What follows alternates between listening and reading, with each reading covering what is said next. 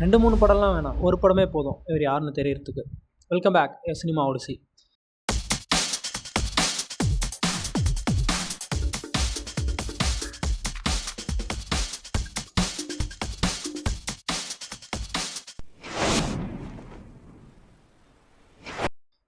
அருவின்ற அந்த ஒரு படமே போதும் இவர் யாருன்னு சொல்கிறதுக்கு. அவர் யாருன்னா Arun Prabhu Purushothaman, director of Aruvi, Vaazhl, அண்ணவ், Sakthi Thirumurugan.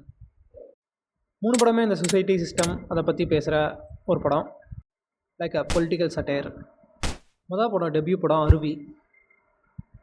Total Tamil சினிமாவே ஆடி போச்சு என்னடா படம்னு. அப்படியே ஃபுல்லாக அந்த சொசைட்டியை கேள்வி கேட்குற மாதிரி ஒரு படம்.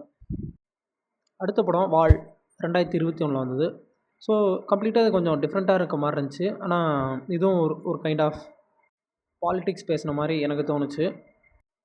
அண்ட் இந்த படத்தில் நிறைய சீன்ஸ் நல்லா இருந்துச்சு, நிறைய மியூசிக் நல்லா இருந்துச்சு, கேமரா சினிமாட்டோகிராஃபி சூப்பராக டாப் நாச்சாக இருந்துச்சு. அருண் பிரபு புருஷோத்தமன் படத்தில் அண்டர் ரேட்டடாக யாருமே நோட்டீஸ் பண்ணாத ஒரு ஆள் அவர். ஸோ அதுலேயே அண்டர் ரேட்டடான ஒரு சில விஷயம் இருக்குது. என்னென்னா மியூசிக் அண்ட் சினிமாட்டோகிராஃபி டாப் நாச்சாக இருந்துச்சு 3 படத்துலையும். அண்ணா சக்தி திருமுருகன் ஜியோ ஹாட்ஸ்டார் ஓடிடியில் 24th அக்டோபர் ரிலீஸ் ஆச்சு. ஸோ அன்ஃபார்ச்சுனேட்லி தியேட்டரில் பார்க்க முடியல. ஸோ இப்போ தான் பார்த்து முடிச்சுட்டு உடனே ரெக்கார்ட் பண்ணிகிட்ருக்கேன். அவர்கிட்ட எனக்கு பிடிச்சது அந்த ஃபீமேல் கேரக்டர்ஸ். ஃபஸ்ட் 2 படத்துலையும் ஃபீமேல் கேரக்டர்ஸ் பயங்கரமாக இருக்கும், சூப்பராக ஒர்க் அவுட் ஆகிருக்கும். லைக் அந்த ஃபர்ஸ்ட் படத்தில் அந்த அருவி பேசுகிற அந்த அருவியோட டைலாக்ஸ் அண்ட் அருவி character that was super. And second படம் வந்து வாலில் அந்த ஒரு 2 பொண்ணுங்க வருவாங்க. ஃபர்ஸ்ட்டில் ஒருத்தவங்க, அதுக்கப்புறம் லாஸ்ட்டில் கொஞ்சம் ஒரு ½ அன் ஹவருக்கு ஒருத்தவங்க வருவாங்க. ஸோ அவங்க 2 பேருமே பயங்கரமாக பண்ணியிருப்பாங்க. சூப்பரான ஒரு ஸ்க்ரீன் ப்ரெசன்ஸ், பயங்கரமான ஒரு ரைட்டிங்காக இருக்கும் அது. நான் இந்த படத்தை எப்படி பார்க்குறேன்னா வாழை கான்கள் மாதிரி பார்க்குறேன். லைட்டாக அந்த மாதிரி சிமிலாரிட்டிஸ். ஏன்னா இவனை ஹீரோவை ஒரு ட்ராப் பண்ணுற அளவுக்கு அவள் கொண்டு வந்துடுவா. அதுக்கப்புறம் அந்த ட்ராப் இருந்து அவளே ரிலீஸ் பண்ணி விட்டுருவா. ஜஸ்ட்டு மிஸ்ஸு, அதில் ஹீரோ தப்பிப்பான். எல்லாமே அந்த பொண்ணு போட்ட பிளானு, அந்த பொண்ணு நினச்ச மாதிரி அவனை ஆட்டி வைப்பா. பார்க்க அந்த மாதிரி தான் எனக்கு தோணுச்சு. அண்டு மோரோவர் வால் வந்து ஒரு தன்னைத்தானே தேடிக்கிற ஒரு படமாக இருந்துச்சு. ஒருத்தருக்கு நம்மளை நாமளே கண்டுபிடிக்கிற ஒரு படமாக இருக்கும் பார்க்கும்போது. அண்ட் நிறைய சீன்ஸ் அதில் ரொம்ப அமேசிங்கில் ரொம்ப வித்தியாசமாக நல்லா இருந்துச்சு. எக்ஸாம்பிளுக்கு அந்த சின்ன பையனுடைய நிறைய சீன்ஸ் அண்ட் அந்த ஒரு ஃபாரின் கேர்ளுடைய ஒரு சில சீன்ஸ் எல்லாம்.